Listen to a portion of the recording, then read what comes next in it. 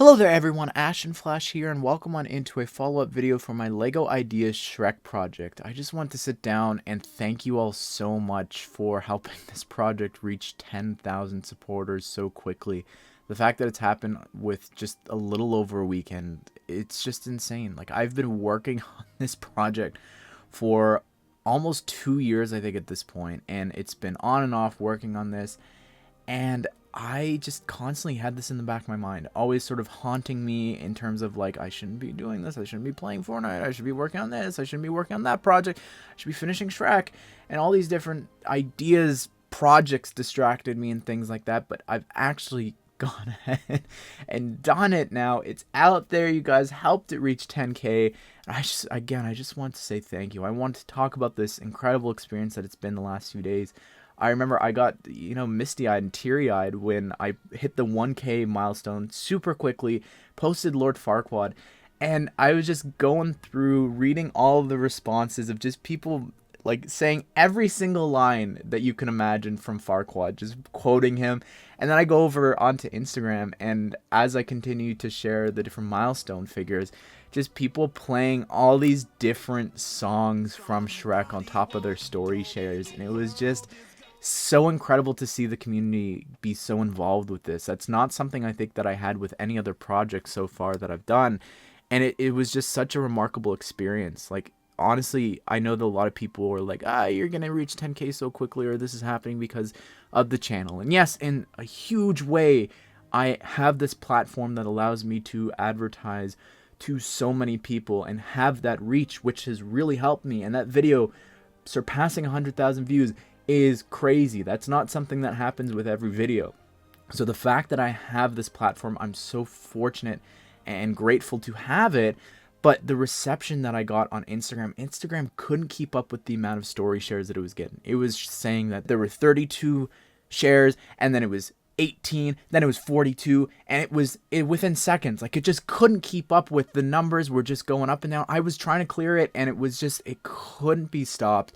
Over on Twitter, I was getting responses from people responding in French, in Spanish, that never followed me. The amount of followers and retweets that I've gotten on that has just been crazy. I had people telling me that they were sharing this on TikTok, which I never posted on, and Facebook groups that this was being shared around on. And the reception of this just went beyond even the LEGO community, which was super, super cool to see. And again, I just want to say thank you to everyone who was so engaging with this, was sharing it on their stories, retweeting it, all those things, even commenting. Again, going back to that, all of the quotes that people were saying, it was just so engaging. And for anyone making an ideas project, this is now going to be my biggest recommendation. This idea came from Bulldozer, the fan designer behind the Sesame Street set and the community project. He was one of the first people that I saw ever do milestones. Every 1,000, he's going to reveal something, like a figure or a character, different things like that. And if I didn't do that here, I don't think I would have had the engagement that I did, because so many nostalgic and important characters were in there. But honestly, none of those, even the ones that are over 20 years old, compared to the people from Puss in Boots and The Last Wish. Death, oh my goodness, I never saw so many comments about a character before. Like, that was so cool to see. Honestly, if I didn't make him 10K, I don't know if we would have hit the milestone as quickly, because there were so many people that were eager to see him and the rest of the Puss in Boots characters. It was just so great to see. In case you didn't see the different posts on the community tabs, Twitter, Instagram, and the updates on LEGO Ideas, I thought that we could just go through here and talk about the different characters that we got. So at 1K, we had Lord Farquaad, which I know is probably the one that a lot of people are like, why isn't he in the set? And he just would need a new piece for the hat and everything. And I wanted to focus on Shrek's family. So Lord Farquaad didn't have a quote with him, because it was actually in those responses, like I talked about earlier, with all of the people quoting him. I was like, I should put a quote for every character. So with Prince Charming, that's when it started. And then when I was trying to figure out what quote I should do, I saw the scene from the start, and I was like, it's so easy to do. So I did his little, the knight outfit there with the helmet and the cape and his hair in the bun. So really happy with how that turned out. And then at 3K, we had the King Harold, and I had to include the lobster with the lemon on the plate there with the knife. And then he's got the Peter Venkman hair there with I photoshopped out the crown piece and changed some of the colors to have it reflect gray. So fun to Photoshop some real pieces into these. And we had Queen Lillian, And her accessory was, again, from that iconic scene. It's a little napkin with the little hot water for you to wash your hands in. And, of course, Shrek's line of the, great soup, Mrs. Q, which it was so great. So it was fun to draw her. And then at 5K, we had the one, the only, it's the fairy godmother, and she is here in her iconic outfit, obviously, with the wand, the hair. You know, I was, again, limited to what they had on Mecha Bricks, and I think that hair looks and works really well for her.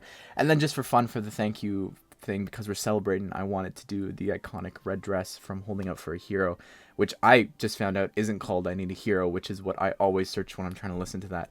And I think a lot of other people thought that too. Anyways, so fun to draw my favorite characters from Shrek 1 and 2. And then from Shrek the Third, we've got Artie, Arthur, Pendragon, and he's here with a steering wheel from the ship that crashes because it breaks off and they're holding it. And then also I included the sword because for me, I always picture him with the sword because of the McDonald's toy that I had. Again, I talked about that in the other video, and he had a sword there. So it's just fun to see. And then from Shrek Forever After, we have Rumpelstiltskin, and he is here with the new wig piece from the latest minifigure series, which again was so fun to put on one of my renders. And then his accessory there is one of his wigs, and that's the Syndrome hairpiece, which I recolored to be red to make it more in line with what it looks like from the film. So I could have just stuck with orange, but I really wanted to change it to red, and I think it looks so cool in that piece. It's amazing how well those different pieces from minifigure series work for Rumpel. And then moving on now to the Puss in Boots characters. The first one here, we've got Humpty Alexander Dumpty from the first Puss in Boots movie. And this was really fun to do. The piece is actually an egg, like the small egg that you see there as the accessory, a gold one. But instead, I actually used some perspective shots to put the egg in front when I was rendering it. And then I photoshopped the hat on top and the arms. Oh, so fun to do. Same with Kitty Softpaws here. I regret so much not giving Puss in Boots green eyes because I think it looks great here with Kitty.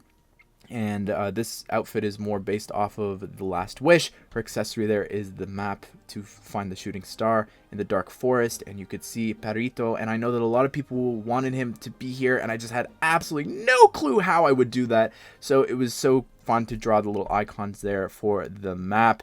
And then the very last one, which everyone was just so excited to see, it is Death, straight up. And I was so happy when I saw that the scythes were on Mecha Bricks when I was rendering this and building this.